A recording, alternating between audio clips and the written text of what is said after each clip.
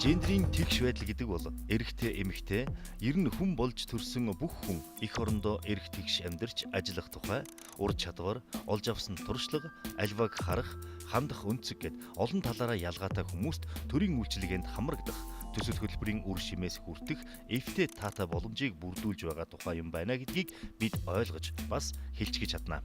Гэвч бодит байдал дээр гендрийн тэгш байдлыг хангах нь хэлхшгээ амархан биш байгаагийн учир юу вэ? Бид өдөр тутам гэр бүл, ажлын орчинд хүмүүстэй харилцахдаа эрэгтэй эмэгтэй хүний биологийн ялгаа төдийгүй тэдний зам байдал, хийж гүйцэтгэх ажил үүргийн талаарх ойлголт, төсөөлөлтөд хөтлөгдөн удирдлага болгох тохиолдол олон гардаг.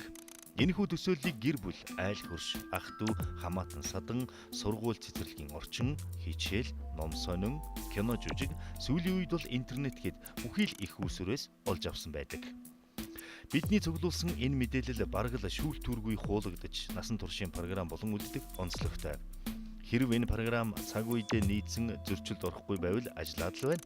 Гэтэл гендрийн харилцаа буюу эрэгтэй эмэгтэй хүний ажил үүрэг болон амьдралын хэв маяг нь нийгмийн хөгжил, технологийн дэвшлийн нөлөөгөөр хурдтай өөрчлөгддөг учраас өнөөх хэвшид татсан програм нь гүйцэж чадахгүй алдаа өгч эхэлдэг. Өөрөөр хэлбэл бодит байдлыг хүлээж авах, хөгжиж дэвшихэд садаа болж ирнэ гэсэн үг юм аа. Үүнийг л гендрийн хэвшмэл ойлголт гэж нэрлэдэг байгаа юм шүү дээ. Жишээлбэл 50 жилийн өмнө жолооч ихэд эрэгтэй хүн санаанд ордог. Машины тэрэгний жолоо, тоормос араач эрэгтэй хүний бие бэлдэрт илүү нийцсэн байдаг байлаа. Гэтэл өнөөдөр эмэгтэй эрэгтэй хинэнч жолооч байхад хялбар болсон.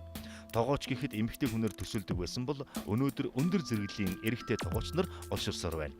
Гендрийг зарим хүмүүс эмэгтэйчүүдийн асуудал гэж ойлгоод байгаа нь ч хэвшмэл ойлголтын нэг хэлбэр юм.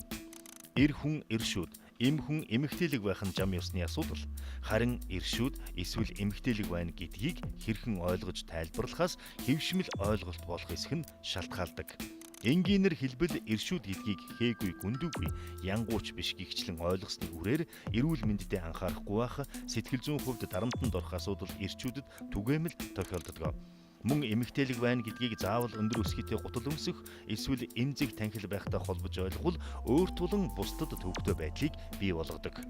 Гендрийн хэвшмэл ойлголт гихч хувь хүн гэр бүл төдийгүй нийгэмд хэрхэн таагүй үр дагавар бий болгож байгааг охид хөвгүүдийн мэрэгжил сонголтын жишээгээр тодхон харж болох юм аа. Инженер болох гэсэн охиноо эмэгтэй хүнд зохихгүй хүнд хүчээр ажиллавчир багш болвол дээр биш үү гэх. Багш болох гэсэн хүүг эмэгтэйчүүд л багш болдог үсттэй. Арай эр хүний мэрэгжил сонгооч гих эцэг эхчүүд байсаар байна. Ийм хандлагын үрээр өнөөдөр сургууль цэцэрлэгт эрэгтэй багш өдрийн очихоо уруулсныг бид мэдэх билээ.